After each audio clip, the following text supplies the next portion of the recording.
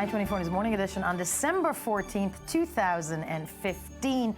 We're kind of ticking down to Christmas and New Year's and whatnot. With us, the lovely Ronnie Stav. Hello. Good morning. Good morning. And of course, the beautiful and very, very adequately holiday-dressed Shai Ringel, who is clean-cut, shaven. Yeah. And no. And you're looking, it's beginning to look a lot like Christmas. It's about time. It's about time. Yeah. Okay, yeah. Okay. You are of the Tube magazine. I just want to introduce you. And as we said, always, beauty before brains. Shai, take it away. Okay. When civilization will end, what will aliens find for us? Isn't this happening now? No, it's not. But Okay. one day, thousands of years ago. What will they find? Yeah. Smartphones. They'll find year-end lists. That's what they'll find. What are they going to find? Year-end lists. Yeah. That's what they're going to find. And now we got the 2015 year-end lists from Everybody. Tumblr and Facebook and Twitter, and everybody is fighting who had the best year and who summoned the best from all of them. So let's begin with Twitter's video for the year-end list. The year-end. Okay, Twitter, ending the year. Let's take a look.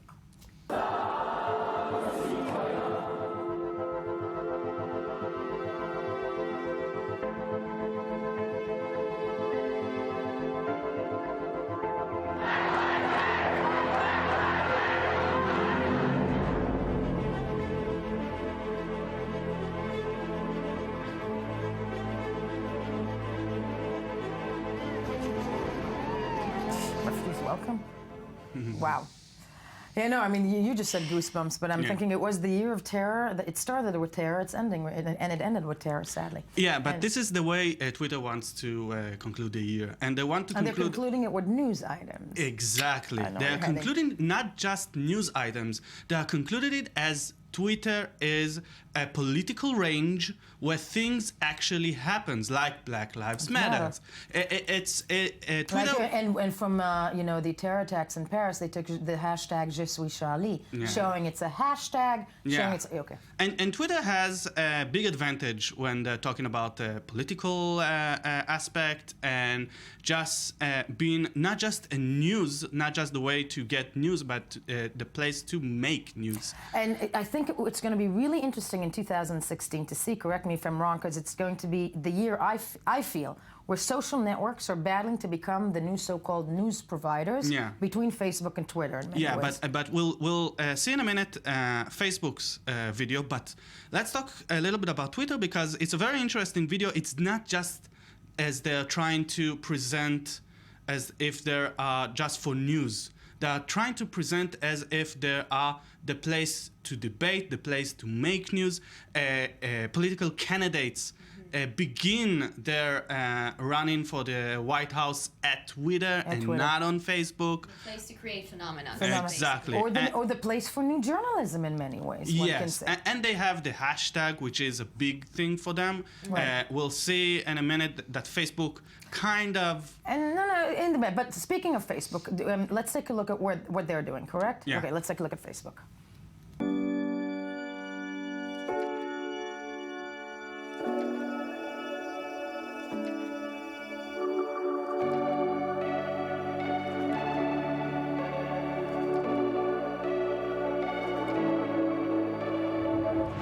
Heartbreak today after a major weekend earthquake rocks Nepal. Europe is facing the worst refugee crisis since the Second World War. In Paris today, a show of solidarity on this day of defiance. We don't want nobody to go through this type of pain that you cannot give back. That's all we've been asking for. We have no room for hate, so we have to forgive. Wow. That's a much better video. That's a much better video. It shows a lot more, but it focuses on Facebook being kind of a news organization. Didn't you feel that when you saw Twitter as well? No. Okay, because I think to me both of them are battling to become the news organization. They are going to battle, and Twitter is kind of winning in that battle for now, mainly because Facebook is such a mess. You can't really find what you want. Facebook will bring you what they think you should have. We had a discussion similar to this on Friday, right? People arguing exactly the opposite. That Twitter is such a mess and you can't find what you're looking for, and Facebook is the one where, you know, it's easier. So it's ultimately just it's the algorithm, isn't it's it? the algorithm, Okay. and the battle will continue. Now let's talk about YouTube. Please. YouTube had much very different video from what Facebook and Twitter had. Let's take a look at YouTube.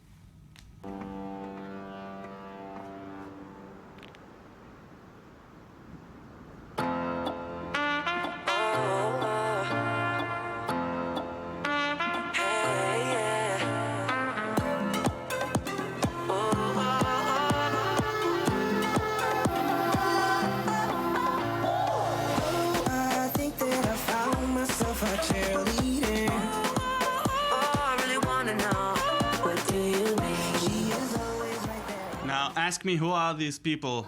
Who are these people? These are YouTubers, and they are big somewhere with someone with American teenagers, but we don't know them. YouTube. But they are big. They are big. They are big, and they're probably getting a lot of money for whatever it is they're doing that we don't know. They're getting some money, not a lot, not a lot of money. They're getting some money. Okay. They're still, most of them, teenagers. But YouTube has this big production every year. They called it Rewind, and they're bringing all the memes and all the YouTubers and all the phenomena, and they are like, we are not here for news, we are here to make fun. This is pure entertainment. But I have to tell you, other than, you know, we saw Twitter, we saw Facebook, both Ronnie and I, you know, had goosebumps, and we saw the YouTube one. I feel happy. Yeah. You know, I feel. And I think that's what YouTube is trying to do, as opposed to Facebook and Twitter trying to say, we are the ground to today, as you were saying, to deliberate, to create news, to talk about trends. But YouTube used to be a big part of news in the last 10 years. In the last 10 years, especially when we were looking at you know, social revolutions in and around the exactly. When they come to the end of the year, they're trying to say, okay, we have a lot of things, but most of them are fun, are entertainment. They have a new service called YouTube Red, where you pay to see videos without the ads, which means that they are becoming sort of like a huge Netflix. Right. And they want to be the biggest channel in the world. And the biggest entertainment organization in the world, and they already are. So. Yeah. Listen, I love the clean-shaven Shai Ringel. I think he should come back every week. I don't know what is going on, but that was fabulous, and we locked you in studio as we do to every